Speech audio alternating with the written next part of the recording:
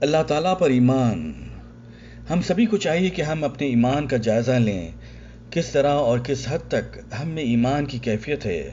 اگر ہم کہتے ہیں کہ ہمارا معبود برحق اللہ ہے تو پھر ہمارا اس پر توکل اور یقین کتنا ہے؟ اگر ہم کہتے ہیں کہ اللہ کے آخری رسول محمد صلی اللہ علیہ وسلم ہمارے لیے بہترین نمونہ ہے تو ہم کس حد تک ان کے ارشادات، احکامات اور تعلیمات کی پیروی کرتے ہیں؟ ہم کو چاہیے کہ ہم مخلصانہ طور پر غور و تدبر کریں اور خود کی اصلاح کریں۔ وہ مکی دور کا واقعہ قابل ذکر ہے جب ابو جہل کو پتہ چلتا ہے کہ حضرت ذنیرہ رضی اللہ عنہا ایک بوڑھی خاتون اسلام قبول کرتی ہے تو وہ غصے سے وحشی ہو جاتا اور اس صحابیہ پر بہیمانہ تشدد کرتا ہے، یہاں تک کہ ان کی آنکھوں کی بینائی جاتی رہی۔ اس پر ابو جہل نے کہا، تیری یہ حالت لات و عزیٰ نے کی ہے۔ اس پر انہوں نے یہ ایمان افروز جواب دیا، لات و عزیٰ تو یہ بھی نہیں جانتے کہ ان کی پوجا کون کرتا ہے۔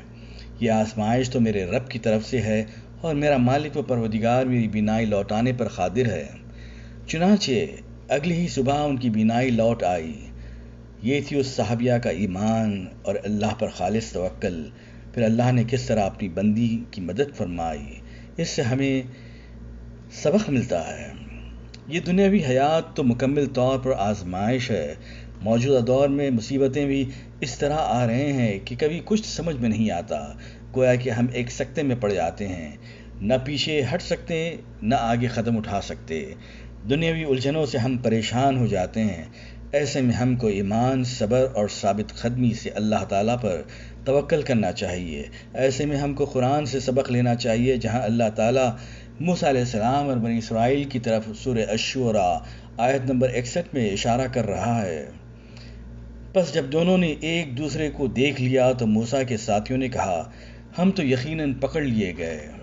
یعنی فرعون کی لشکر کو دیکھتے ہی وہ گھبرا اٹھے کہ آگے سمندر ہے اور پیچھے فرعون کا لشکر، اب بچاؤ کس طرح ممکن ہے؟ اب پھر دوبارہ وہی فرعون اور اس کی غلامی ہوگی۔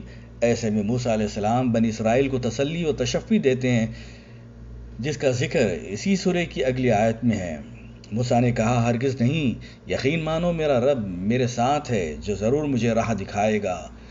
حضرت موسیٰ علیہ السلام نے تسلی دی کہ تمہارا اندیشہ صحیح نہیں، اب دوبارہ تم فرعون کی گرفت میں نہیں جاؤ گے، میرا رب یقیناً نجات کے راستے کی نشاندہی فرمائے گا۔